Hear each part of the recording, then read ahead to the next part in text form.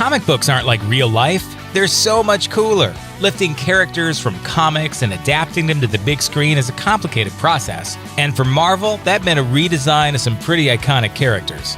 The impact of the Avengers is a lot greater if you think they could actually show up on the evening news. But getting them from all their brightly colored comic book glory to living, breathing characters took some heavy revision. It was, however, totally worth it. Here's why Marvel changed how the Avengers looked when they brought them to the movies. Hawkeye. Sharp-eyed viewers will notice that in Avengers, Age of Ultron, and Civil War, Jeremy Renner's Hawkeye sports some gear that pays tribute to the character's original comic look with its purple coloring, but without getting quite so crazy. Of course, it's thankfully missing some traditional details. When Renner went on stage at Wizard World Chicago's MCU panel, one optimistic young fan asked if he was going to get to wear a mask. He confirmed that the answer was a resounding no. And here's why it's for the best. If Marvel had kept Clint Barton's original look, just no. It's not clear what's worse, the purple on purple outfit or that mask. Look at it. Even still, his comic costume sort of made sense. The character's parents died when he was a kid, but when it came time to stay in the orphanage, he said nuts to this and joined the circus instead. And without question, this getup belongs in the circus. Marvel was going for a serious feel with the Avengers, after all, and this one just had to go in its entirety. Good thing. Of course, they could have gone a step further and given him, a gun, too. The city is flying. We're fighting an army of robots. And I have a bow and arrow. None of this makes sense. Captain America. When it came to getting down to the business of war, Marvel Studios made the right moves with Captain America. They kept the iconic red, white, and blue, but opted for something a little more serious. It makes sense, because soldiers on either side wouldn't take him seriously if he kept his comics look. Actor Chris Evans was well aware of the positive changes too, telling Empire, given the fact that his costume is red, white, and blue, and it's tight, it could be kind of flash and over the top. They've done a good job of making it look really cool. What's not so cool? The original costume from the comics. Sure, it's a classic, but it's fitting that Cap only wears it when he's parading on stage like a doofus, hawking war bonds. The movie treats it as a joke because it pretty much is. So what if Cap had worn the original comics outfit into the field? Well, he might feel a little silly with such a brightly colored costume as he charged into battle, and those little wings on the side of his head wouldn't have offered much tactical advantage either. Definitely better to clip them. Thor. The original costume for Thor, Marvel's resident Norse god of thunder, was pretty dang cool. It was also, to put it simply, completely unfilmable. And the first time Thor made it to television in 1988's The Incredible Hulk Returns proves this to be true, since they didn't even bother trying to come close. Yo, someone got stage! Give me the hammer!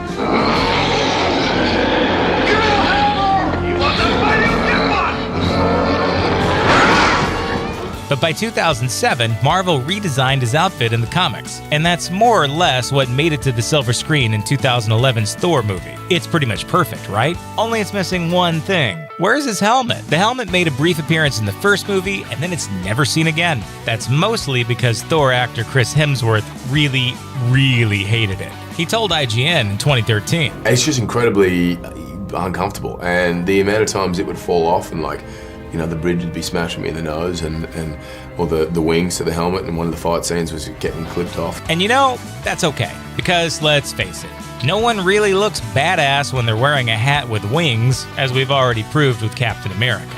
That goes double for the helmet Thor used to wear in the comics before his redesign too. It looks like he's wearing a flying Hershey's Kiss. That may work for Peter Jackson and his army of orc food, but that's just not gonna fly with Thor. It's a case where you can draw things that you can't easily translate into the real world. Thor's hat is one of those things that just didn't work. Ant-Man. When Ant-Man made it to the big screen, he threw away his silly comic costume, giving him an updated, redesigned costume that was made in the best possible way ever, with real honest-to-goodness science. The movie-making geniuses over at Marvel consulted with a very real-world genius, Dr. Spiros Maglekos from the Institute for Quantum Information and Matter at Caltech. According to the good doctor, when you look at the problems of shrinking a full-sized human to ant-sized, you're messing with all kinds of laws, like density. If Paul Rudd really was compacted to the size of an ant, he'd have about the same density as a white dwarf star. Bringing him in. Sorry about this.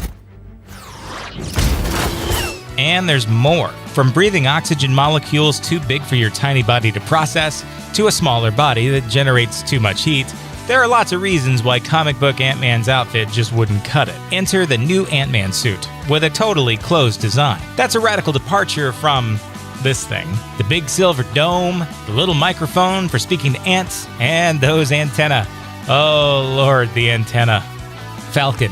Movie Falcon's military badassery is another major departure from the comics, and it's right in line with the updated costume Marvel went with. Falcon got decked out in military garb, functional-looking wings, and Red Wing became a drone, rather than the feathers and blood bird he was in the comics. The comic book version of Sam Wilson is almost nothing like the movies, and that's a good thing. That weird red and white spandex he wears, that mask, that yellow triangle that looks like a bullseye for the middle of his face, there's no real rationale that exists to justify that outfit. Maybe it's supposed to make him more aerodynamic, or just looking more like some kind of bird person? It has been a challenging mating season for bird person. Then it's time to get your beak wet tonight, playa. Go have some fun out there, bird person. But according to actor Anthony Mackie, he's actually been campaigning to bring back the spandex. He told Rolling Stone, "I worked so hard to get my body in shape that I wanted to show it off, but Marvel decided they wanted Falcon to be more of a military character, which I'm not complaining about because my gear looks dope and I get to kick a lot of ass. Ever since I got in good shape though, I'm all about spandex." So, if you're one of those people that wants to see Falcon in all of his super tight glory, Mackie's working on it. And he doesn't seem like the type to give up easily. Quicksilver. Even before Aaron Taylor Johnson was officially, completely signed to play Quicksilver in Avengers Age of Ultron, there was some discussion about which parts of the character's signature look would stay and which would go. According to early conversations, what Quicksilver was going to look like was part of the negotiations with 20th Century Fox, who had its own version of the character appearing in the X-Men franchise. There had to be a lot of careful stepping around with this one, after all, to keep from mentioning or using anything that would get them in trouble with Fox. Given Marvel's dedication to making the Avengers people who could exist in the real world, at least sort of, Quicksilver got some revisions away from his comic book counterpart, who would look more than a little creepy in real life. The hair? Straight up white. The outfit? Blue spandex with a boring lightning bolt going diagonally across the chest, like a sash or something. Comic book Quicksilver looks like some kind of hall monitor on meth or something. Scarlet Witch. When it comes to translating female comic book characters to the big screen, movie studios have an uphill challenge.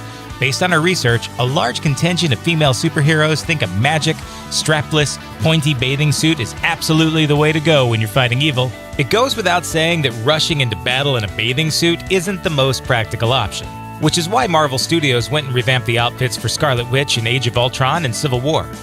And that's an unbelievably good thing, because there's pretty much no options for Scarlet Witch that they could have lifted from the comics and successfully translated to the screen. What Scarlet Witch wears in the comics is pretty bonkers. She has, for some inexplicable reason, always been drawn wearing a pointed picture frame around her face. And then, of course, there's the low-cut bathing suit situation.